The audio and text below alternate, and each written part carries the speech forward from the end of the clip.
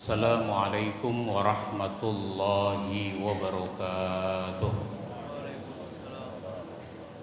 Alhamdulillahi rabbil alamin alladzi an'amana bi ni'matil iman wal islam. Asyhadu an la ilaha illallah wahdahu la syarikalah wa asyhadu anna Muhammadan abduhu wa rasuluh la nabiyya ba'dah, amma ba'd. Jamaah sekalian yang saya hormati, marilah kita mulai kajian kita pada siang ini dengan membaca basmalah. Bismillahirrahmanirrahim.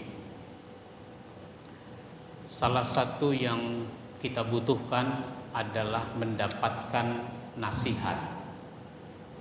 Dengan nasihat yang tidak tahu kita jadi tahu, yang lupa jadi ingat. Karenanya Rasulullah Sallallahu Alaihi Wasallam juga mendapatkan nasihat. Malaikat Jibril kalau datang tidak selalu membawa wahyu, menyampaikan wahyu. Ada saat malaikat Jibril datang menyampaikan nasihat. Ada banyak itu nasihat-nasihat malaikat Jibril kepada Nabi Muhammad sallallahu alaihi wasallam.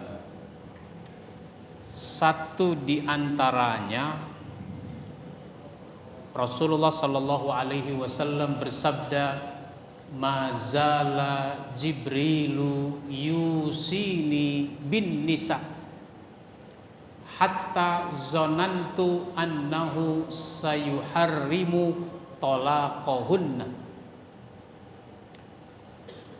Ini hadis riwayat Bukhari dan Muslim. Senantiasa malaikat Jibril datang kepadaku dan menyampaikan wasiat tentang wanita. Maksudnya tentang wanita adalah istri, yaitu agar Nabi berlaku sebaik mungkin kepada istri. Sampai-sampai aku menduga istri itu haram untuk diceraikan.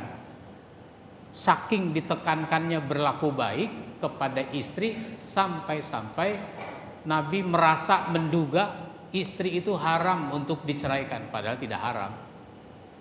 Memang kalau secara khusus Nabi itu tidak boleh menceraikan istrinya secara khusus, namanya khususiyah dari segi hukum. Secara khusus juga istri Nabi itu kalau jadi janda, dia tidak boleh menikah dengan laki-laki lain karena kedudukannya sebagai ummahatul mukminin, ibunya orang-orang yang beriman. Maka ayat ini, hadis ini bisa kita ambil pelajaran bahwa seorang suami harus berlaku sebaik mungkin kepada istrinya. Maka Rasulullah Sallallahu Alaihi Wasallam menyatakan dalam satu hadisnya, khairukum khairukum li ahlihi wa ana khairukum li ahli. Sebaik-baik kamu adalah yang paling baik pada keluarga, dan aku adalah orang yang paling baik pada keluargaku.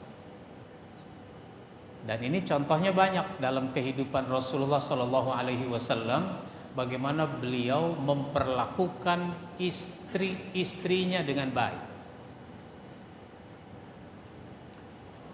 Rasul itu kan istrinya lebih dari satu, sehingga kalau malam itu digilir waktunya. Tapi kalau sore-sore nggak ada urusan lain, nggak ada kesibukan lain, ada di Madinah, maka beliau mendatangi semua istrinya. Itu namanya bentuk perhatian, mendatangi. Mungkin ada di antara istri itu yang ingin menyampaikan sesuatu, ingin membicarakan sesuatu, maka Rasul datangi istrinya semua.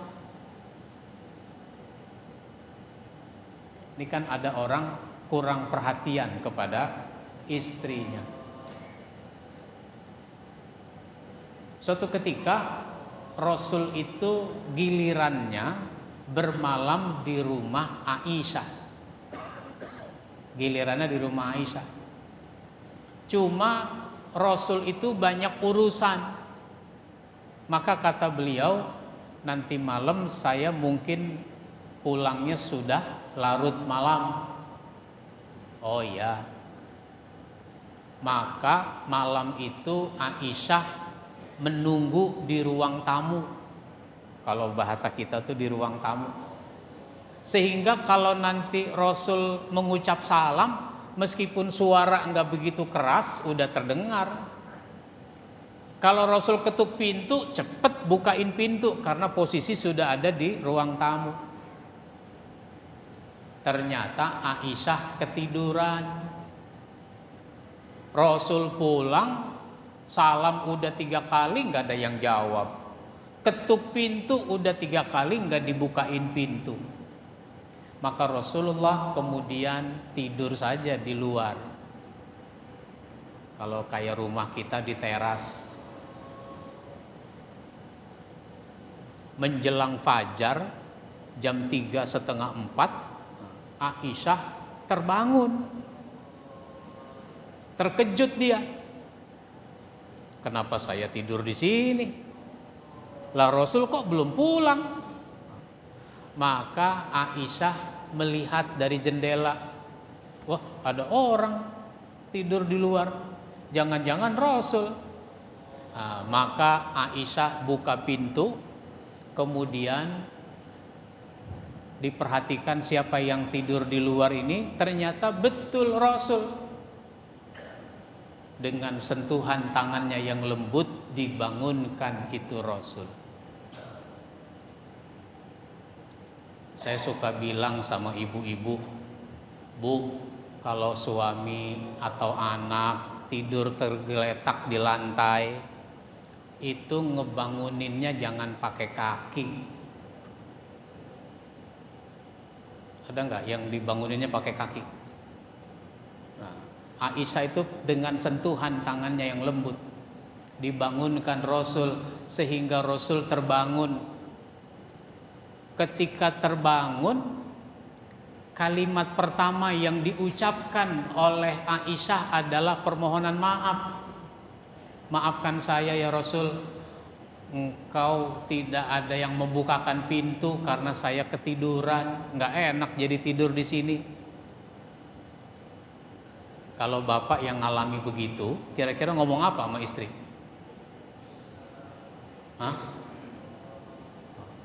Sampai ada suami ngomongnya apa? Kamu ini kalau udah tidur emang kayak kebo. Ya Allah, istri yang dicintainya dibilang kayak kebo. Apa kata Rasul? Tidak ada yang perlu dimaafkan. Engkau tidaklah bersalah. Yang namanya orang ketiduran kan gak salah. Saya lagi ceramah nih, bapak ketiduran, salah gak dia? Yang ketiduran salah gak? Enggak salah, namanya juga ketiduran. Nah, yang salah itu adalah niatnya memang mau tidur. Khutbah lagi berlangsung hari Jumat, jamaah ada yang ketiduran, salah nggak dia? Nggak salah, namanya juga ketiduran. Cuma tiap Jumat ketiduran, herannya begitu. Itu namanya dia tidak sehat, dia tidak bugar.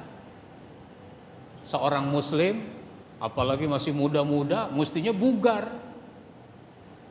sehingga dia tidak tidur ketika khutbah sedang berlangsung.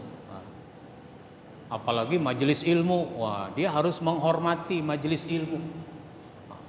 Meskipun ngantuk, lawan, jangan jadi tidur. Nah, engkau tidaklah bersalah, kata Rasul. Ini sebuah contoh. Bagaimana bentuk kita memperlakukan istri dengan baik? Itu menafkahi istri. Dinafkahi. Makan, minum, pakaian, tempat tinggal itu urusan suami. Nah, cuma kan banyak suami males, nggak mau usaha, nggak mau kerja, lalu dia mengandalkan istrinya. Istri itu kalau memang bekerja, berusaha, sifatnya membantu suami, bukan andalan suami, bukan. Sifatnya membantu, karena memang kebutuhan itu banyak, sementara pendapatan tidak cukup, dibantuin sama istri. Nah, boleh. Itu namanya sedekah istri. Dulu ada sahabat namanya Abdullah bin Mas'ud. Abdullah bin Mas'ud itu bersama istrinya, sahabat-sahabat istrinya itu sholat subuh di masjid. Setelah sholat subuh, Rasulullah Shallallahu Alaihi Wasallam menyampaikan ceramah.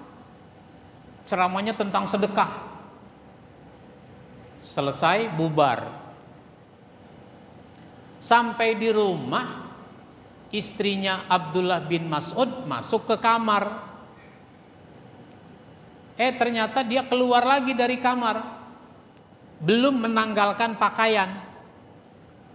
Ya katakanlah biasanya kan kerudung mah udah boleh dibuka, karena udah di dalam rumah. Ini masih pakaian lengkap. Dia memang di kamar cuma mau ngambil uang. Sehingga karena masih berpakaian seperti itu, Abdullah bin Mas'ud nanya sama istrinya, "Lah, kamu mau kemana lagi?" "Saya ingin menemui Nabi." "Lah tadi kan udah ketemu di masjid." "Iya sudah ketemu.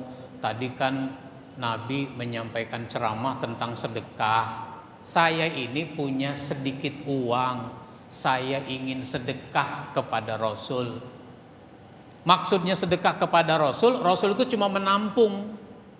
Rasul mah nggak makan dari sedekah. Dia cuma menampung. Nanti disalurkan lagi oleh beliau kepada sahabat-sahabat yang membutuhkannya. Nah,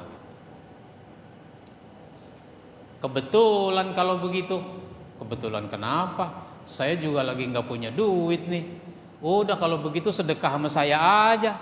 Hah? Sedekah sama kamu? Iya. Lah, emang ada pahalanya? Maksudnya kan biasanya laki ngasih uang kepada istri, masa ini istri ngasih uang sama lakinya? Ada dong. Masa sih? Kalau nggak percaya tanya aja beliau. Akhirnya istrinya pergi. Ada Bilal di rumah Nabi itu. Tolong dong tanyain kepada beliau, kalau istri sedekah kepada suami ada pahalanya apa enggak? Disampaikan pertanyaan, dikasih jawaban oleh Nabi.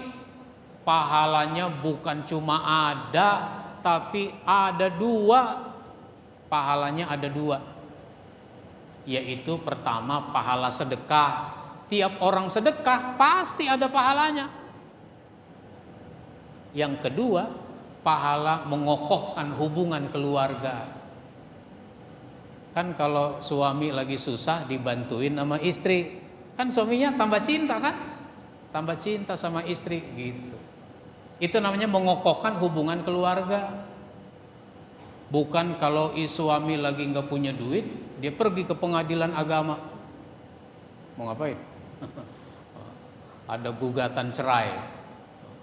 Banyak tuh orang bercerai di negeri kita itu sekarang 1:4. Jadi 25% orang bercerai itu dari jumlah pernikahan. Orang menikah setahun melalui KUA itu sekitar 2 juta yang bercerai. Jadi 1:4. 70% kasus perceraian itu karena gugatan istri. Kenapa istri menggugat? Nah, itu 70% itu karena persoalan ekonomi. Bantu. Maka ibu-ibu yang tangguh, istri yang tangguh, dia tidak banyak berkeluh kesah. Dia tahu suaminya nggak dapat banyak, dia bantuin. Apa aja dilakukan yang halal.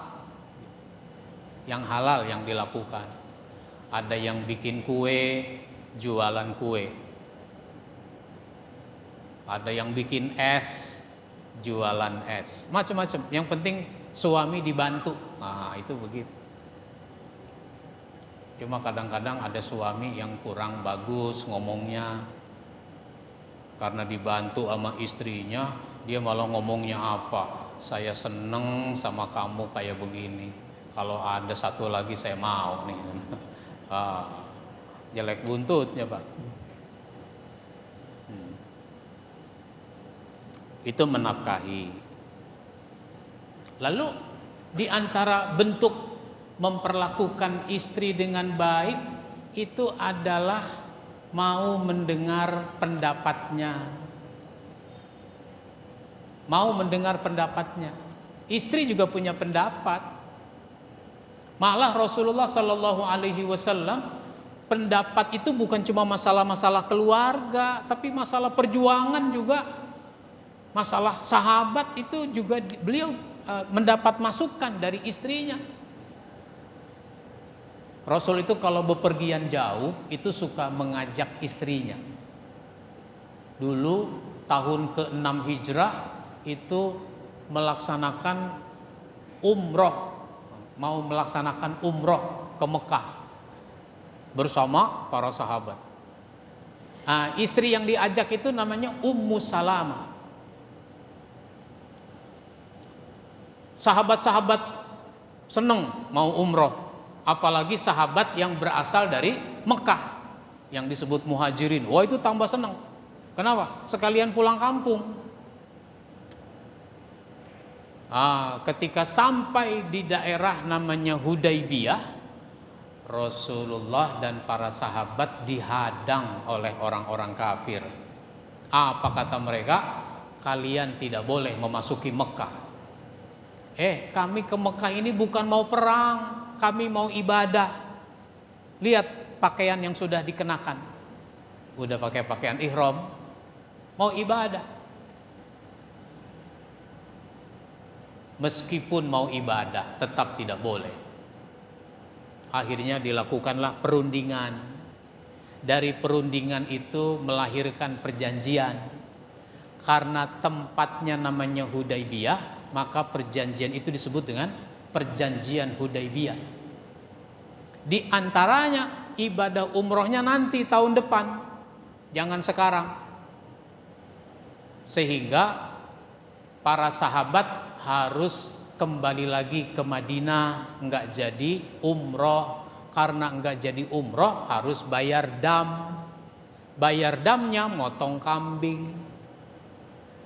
Maka Nabi suruh sahabat potong kambing. Disuruh motong kambing, bukan cuma dilakukan, tapi malah nampak wajahnya wajah kesel, wajah kecewa. Ya memang kecewa, nggak jadi umroh. Orang kita juga ada tuh yang nggak jadi umroh.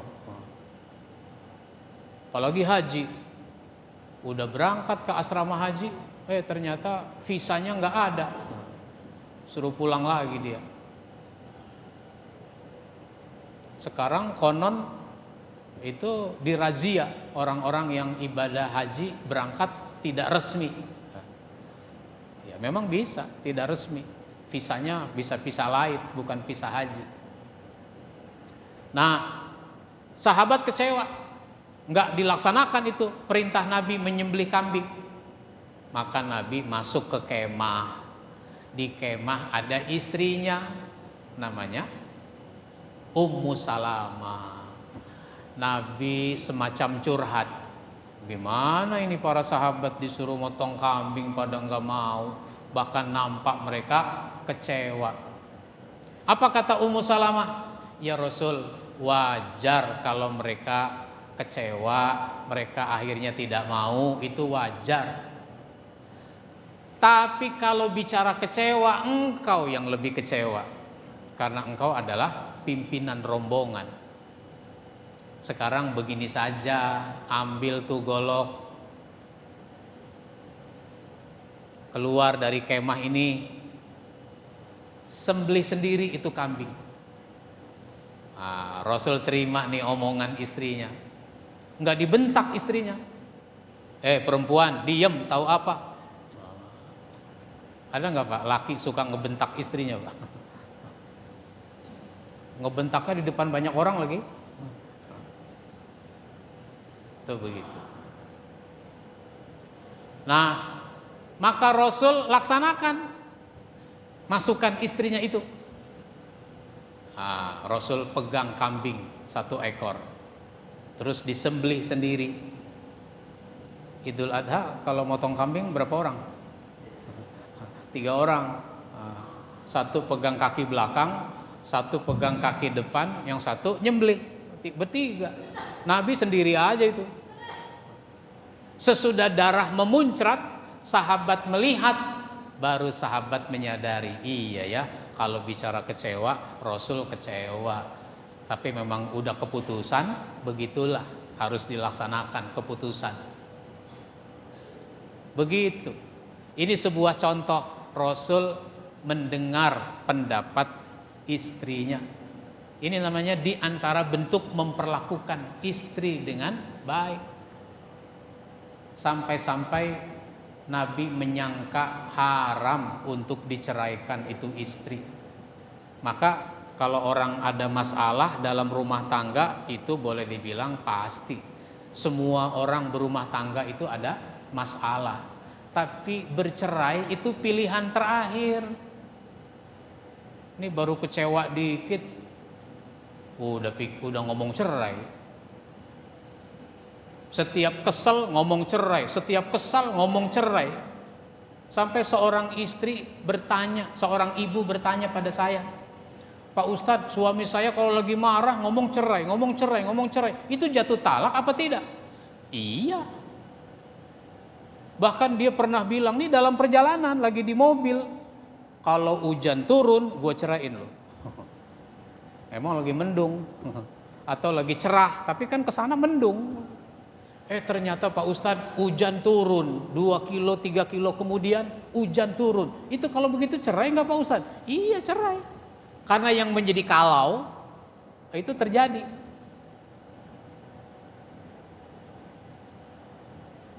Begini aja Bu, datang ibu sama suami kemari biar supaya jelas. Datang. Apa betul Bapak kalau lagi marah ngomong cerai? Iya. Pernah ngomong yang kalau hujan itu turun gue ceraiin. Iya. Udah berapa kali Bapak ngomong begitu?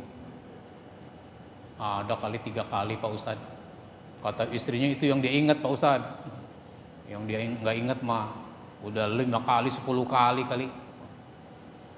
Begitu Pak? Iya.